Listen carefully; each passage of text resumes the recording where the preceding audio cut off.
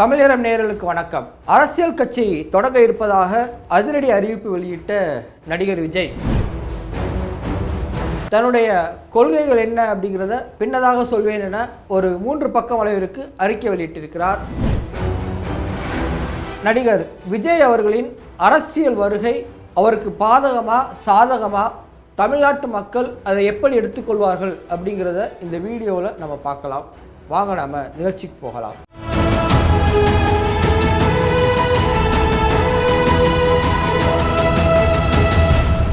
நடிகர் விஜய் அவர்கள் அரசியலுக்கு வர இருப்பதாக கடந்த சில மாதங்களாக அரசல் புரசலாக பல்வேறு செய்திகளும் வதந்திகளும் வந்து கொண்டிருந்தன. இடையில ஒரு சில நேரம் கூட அவருடைய ரசிகர் மன்ற தலைவரான திரு புசியானந்த் அவர்கள் இல்லை, நடிகர் விஜய் அவர்கள் அரசியலுக்கு வரல, அப்படி வருவதற்கான எண்ணங்கள் எதுவும் தற்பொழுது இல்லை அப்படிங்கிற மாதிரியான ஒரு பேட்டி கொடுத்திருந்தார்.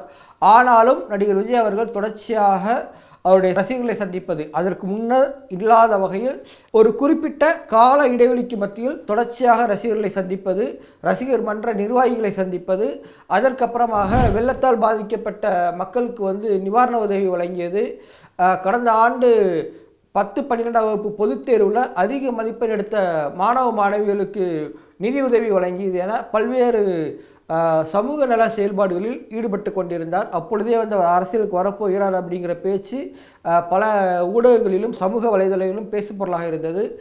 ஆனால் அதற்கு ஒரு அதிகாரப்பூர்வமான ஒரு தகவல் இன்று வரை வராமல் இருந்தது. ஸோ இப்படிப்பட்ட இந்த சூழ்நிலையில் நடிகர் விஜய் அவர்கள் இன்று தமிழக வெற்றி கழகம் அப்படிங்கிற ஒரு கட்சியை தொடங்கி இருப்பதாகவும் அதற்காக தேர்தல் ஆணையத்தில் பதிவு செய்திருப்பதாகவும் ஒரு அறிக்கையை வெளியிட்டிருக்கிறார். அந்த அறிக்கையில் ஜாதி மத பேதமற்ற ஊழல்களற்ற ஒரு நிர்வாகத்தை இந்த தமிழக வெற்றி கழகம் தருவதற்கு முயற்சி செய்யும், அதற்கான அனைத்து பணிகளையும் நாங்கள் செய்வோம். 2026ஆம் ஆண்டு தான் எங்களுடைய இலக்கு. 2026ஆம் ஆண்டு நடைபெற இருக்கக்கூடிய தமிழ்நாடு சட்டமன்ற பொதுத் தேர்தலில் நாங்கள் போட்டியிடுவோம் அப்படிங்கிற ஒரு அறிவிப்பை அதிகாரப்பூர்வமாக நடிகர் விஜய் அவர்கள் வெளியிட்டிருக்கிறார்கள்.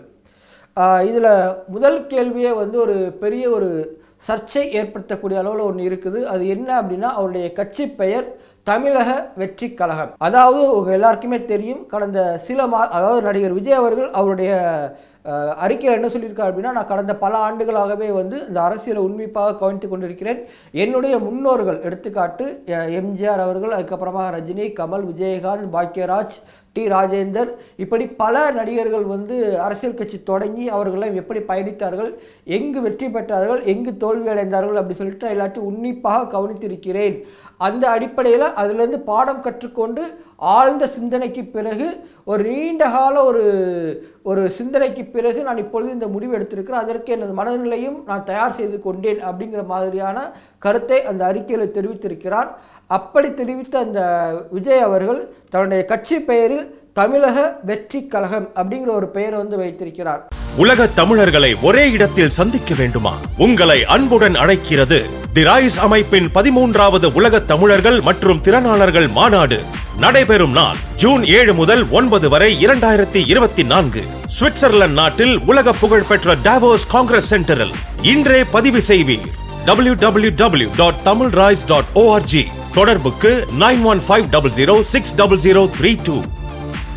நான் ஏன் இப்போ சொல்கிறேன் அப்படின்னா, கடந்த சில நாட்களுக்கு முன்னதாக, சில மாதங்களுக்கு முன்னதாக ஆளுநர் RN ரவி அவர்கள் தமிழ்நாடு என்று அழைக்கக்கூடாது, தமிழகம் என்று தான் அழைக்க வேண்டும் அப்படிங்கிற ஒரு பேச்சை அவர் பேசியிருந்தார். அதை பேசுகிறது மட்டுமல்ல, அழைப்பிதழ் ஒரு அதிகாரப்பூர்வ ஆளுநர் மாளிகை சம்பந்தமான ஒரு அழைப்பிதழில் கூட தமிழ்நாடு என்று போடாமல் தமிழகம் அப்படிங்கிறது சொல்லி போட்டிருந்தார். இது ஒரு மிகப்பெரிய ஒரு சர்ச்சையானது, பெரிய பேசு பொருளானது. இப்போது இருக்கக்கூடிய ஆட்சியில் இருக்கக்கூடிய திராவிட முன்னேற்றக் கழகம் இது ஒரு பெரிய பிரச்சனையாக்கி, அதனுடைய கூட்டணி கட்சிகள் எல்லாருமே பெரிய பிரச்சனையாக்கி போராட்டங்கள்லாம் அறிவித்து குடியரசுத் தலைவருக்கு ஒரு புகார் மனுவை அளித்து ஆளுநரை உடனடியாக திரும்ப பெற வேண்டும் அப்படிங்கிற ஒரு கோரிக்கை வைத்து அது பெரிய அளவில் சர்ச்சையானது. அதற்கு ஒரே ஒரு காரணம், தமிழ்நாடு என்ற பெயரை தமிழகம் என்று மாற்றக்கூடாது, தமிழ்நாடு என்பதுதான் அதிகாரப்பூர்வ பெயர், அதை எப்படி நீங்கள் தமிழகம் சொல்லலாம்?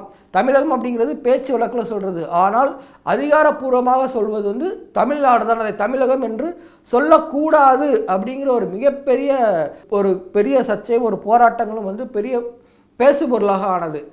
அப்படிப்பட்ட இந்த சூழ்நிலையில் இதையும் கவனித்திருக்கக்கூடிய நடிகர் விஜய் அவர்கள் எப்படி தமிழ்நாடு வெற்றி கழகம் என்று வைக்காமல் ஏன் தமிழக வெற்றி கழகம் என்று வைத்தார் அப்படிங்கிறது வந்து ஒரு கேள்விக்குறியாக இருக்கிறது. அதற்கப்புறமாக நடிகர் விஜய் அவர்களுக்கு வந்து நம்ம ஒரு விஷயத்தை உண்மையாக நிச்சயமாக ஏற்றுக்கொள்ள வேண்டும். என்ன அப்படின்னா, அவருக்கு இருக்கக்கூடிய அந்த ரசிகர் கூட்டாளம், ரசிகர் பட்டாளம், அவருக்கு மிகப்பெரிய அளவில் ரசிகர் கூட்டம் இருக்குது. இன்னும் சொல்லப்போனால் நடிகர் ரஜினிகாந்த் அவர்களுக்கு அடுத்தபடியாக தமிழ் சினிமாவில் அதிக ரசிகர்களை கொண்ட ஒரு நடிகர் யார் என்றால் அது நிச்சயமாக விஜய் தான். ஆனால் நடிகர் ரஜினிகாந்த் அவர்களை விட நடிகர் விஜயகாந்த் அவர்களை நாம் கம்பேர் பண்ணும்போது நடிகர் விஜய் வந்து ரசிகர் மத்தியில் அதிக செல்வாக்கு கொண்டவர். ஆனால் மக்கள் மத்தியில் நடிகர் ரஜினிகாந்தை விடவும் அல்லது வந்து நடிகர் விஜயகாந்தை விடவும் இவர் வந்து ஒரு பெரிய செல்வாக்கு கொண்டவரா அப்படின்னா அதுவும் ஒரு கேள்விக்குறி தான். அது வந்து அவர் தேர்தலில் நின்று அவர் வந்து எவ்வளோ வாக்குகள் பெறுகிறார், நம்ம ரஜினிகாந்தை வந்து அதில் வந்து ஒப்பீடு பண்ண முடியாது, ஏனென்றால் அவர் அரசியலுக்கு வரவே இல்லை. ஆனால் நடிகர் விஜயகாந்தை வந்து நம்ம நிச்சயமாக அதில் ஒப்பீடு பண்ணலாம். அவர் வந்து 2006 ஜெயலலிதாவும் கலைஞர் கருணாநிதி அவர்களும் ஆக்டிவ் பாலிடிக்ஸில் இருக்கும்போதே அவர் வந்து கட்சியை ஆரம்பித்து ஒரு 10% வரைக்கும் வந்து வாக்குகளை வந்து பெற்றிருந்தார். அப்படிப்பட்ட இந்த சூழ்நிலையில் 2026 நடிகர் விஜய்க்கு மக்கள் ஆதரவு எப்படி இருக்குது அப்படிங்கிறத வந்து நம்ம பொறுத்திருந்தான் பார்க்கணும். அதற்கப்புறமாக அவர் சொல்வது என்ன அப்படின்னா, ஊழல் இல்லாத ஒரு நிர்வாகம் தான் நம்ம அமைக்கணும் அப்படிங்கிற ஒரு கோரிக்கையை வந்து முன்வைத்திருக்கிறார்.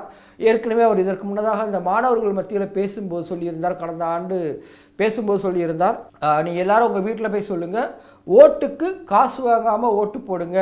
ஒரு எம்எல்ஏ வேட்பாளராக நிற்கக்கூடிய ஒருத்தர் ஒரு ஓட்டுக்கு 1000 ரூபாய் கொடுக்குறாரு அப்படின்னா 1.5 லட்சம் பேர் அந்த தொகுதியில் இருக்கிறாங்க அப்படின்னா அது வந்து 15 கோடி அவர் வந்து ஒரு ஓட்டுக்காக மட்டுமே கொடுக்குறாரு அப்படின்னா அவர் அதற்கு முன்னதாக எவ்வளோ சம்பாதித்து இருப்பார் அப்படிங்கிறத நீங்கள் கொஞ்சம் யோசித்து பார்க்கணும் அப்படின்னு சொல்லி அப்படிப்பட்ட ஒருத்தரை தேர்ந்தெடுத்தால் நம்ம நிர்வாகம் எப்படி சரியாக இருக்கும் அப்படின்றதெல்லாம் கேள்வி எழுப்பியிருந்தார்.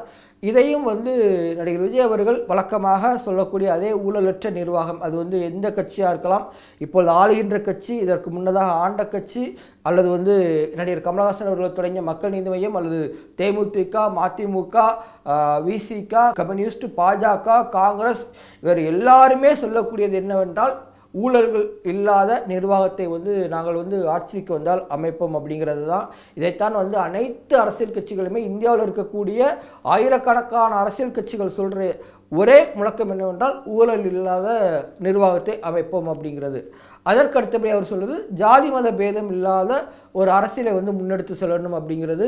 அவர் அதை மறைமுகமாக ஒருவேளை பாஜகவிற்கு எதிராக நான் இருக்கிறேன் அப்படிங்கிறத வந்து வெளிப்படுத்துவதற்காக சொல்கிறாரா அப்படிங்கிறது வந்து ஒரு கேள்விக்குறியாக இருக்குது.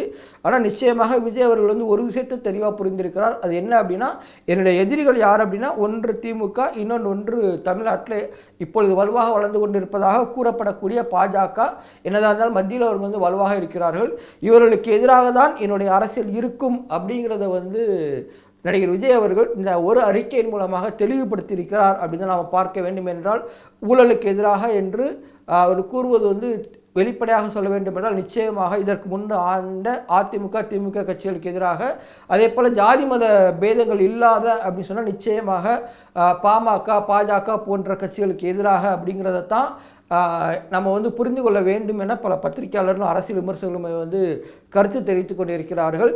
இப்படிப்பட்ட இந்த சூழ்நிலையில் நடிகர் விஜய் அவர்களுக்கு சொல்ல வேண்டியது ஒன்று தான், ஊழல் இல்லாத ஆட்சி அமைப்போம் அப்படின்னு சொல்லியிருக்கார். நிச்சயமாக தமிழ்நாட்டு மக்கள் எல்லோருமே ஊழல் இல்லாத ஒரு ஆட்சி தமிழ்நாட்டில் அமையணும் அப்படிங்கிறது தான் வந்து எல்லோருடைய விருப்பமாகவும் இருக்கிறது. ஆனால் இதே மக்கள் தான் 2014-15 ஊழல் வழக்கில் வந்து சொத்து குவிப்பு வழக்கில் தண்டனை குற்றவாளியாக நிரூபிக்கப்பட்டு சிறைக்கு சென்று வந்த அம்மையார் ஜெயலலிதா அவர்களை 2016 முதலமைச்சர் ஆக்கியதும் இதே தமிழ்நாட்டு மக்கள் தான். ஏனென்றால் இங்கு ஊழல் மட்டுமே ஒரு பெரிய பிரச்சனை அல்ல, அதை தாண்டி பல பிரச்சனைகள் தமிழ்நாட்டு மக்கள்கிட்ட இருக்குது. நிச்சயமாக அதையெல்லாம் வந்து நடிகர் விஜய் அவர்கள் வருங்காலங்களில் தெரிந்து கொள்வார் அப்படின்னு சொல்லி நம்ம நம்புவோம். ஸோ இந்த விஷயத்தில் இன்னொரு விஷயம் இருக்குது. என்ன அப்படின்னா, நடிகர் விஜய் அவர்கள் அவர் கட்சி ஆரம்பிக்க போகிற அவருடைய தொண்டர்கள் வந்து, அவர் குறிப்பாக அவருடைய ரசிகர்கள் வந்து சமூக வலைதளங்களில் கொண்டாடி கொண்டிருக்கிறார்கள்.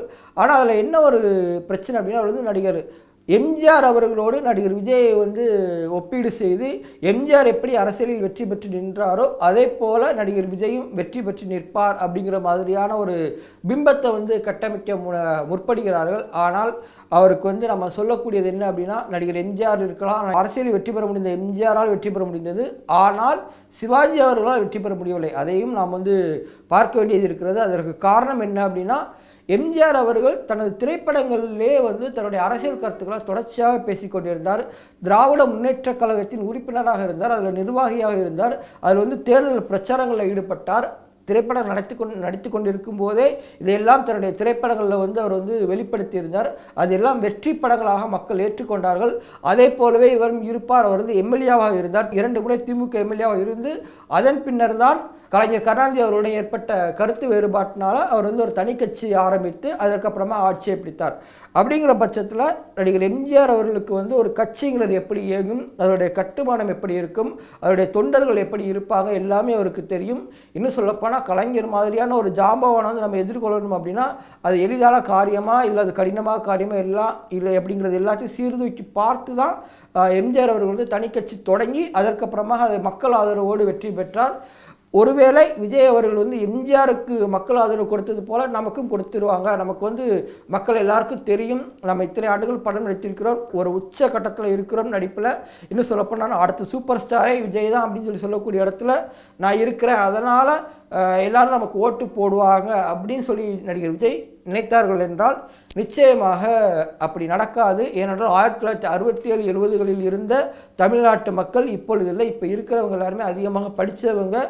என்ன நடக்குது, ஒரு முறை அவசரப்பட்டு ஒரு நபருக்கு ஓட்டு போட்டு விட்டால் கூட வந்து அதுக்கப்புறமாக அந்த நபர் எப்படி செயல்படுகிறார், அவருடைய கொள்கை எப்படி இருக்கிறது, அவர் என்னென்ன பேசுகிறார் எல்லாத்தையும் வந்து உன்னிப்பாக கவனித்து அதற்கப்புறம் தங்களுடைய நிலைப்பாட்டை மாற்றி கொண்டிருக்கக்கூடிய இளைஞர்கள் ஏராளமாக இப்பொழுது இருந்து கொண்டிருக்கிறார்கள். இப்படிப்பட்ட இந்த சூழ்நிலையில் நடிகர் விஜய் அவர்கள் தன்னுடைய கொள்கை என்ன அப்படிங்கிறத சொல்ல வேண்டிய ஒரு கட்டாயத்திலும் இருக்கிறார். அரசியல் கட்சி 2024 தேர்தல் முடிந்ததுக்கு அப்புறம் அரசியல் கட்சி வந்து அதிகாரப்பூர்வமாக அங்கீகரிக்கப்பட்ட பிறகு தன்னுடைய கொள்கைகள் வந்து வெளிப்படுத்துவேன் அப்படின்னு சொல்லியிருக்கிறார். நம்ம அது வரைக்கும் வந்து காத்திருக்கலாம். வேறொரு தலைப்பில் வேறொரு நாள் உங்களை சந்திக்கும் வரை உடனே விடைபெறுகிறேன். நன்றி, வணக்கம். Let's build our bright future with the scenic wonders of Switzerland. The RISE 13th Global Tamil Entrepreneurs and Professionals Summit from 7th to 9th June 2024 in Davos. Let's join with the global Tamils at the renowned Davos Congress Center. Register now at www.tamilrides.org. Contact us at 91500 60032.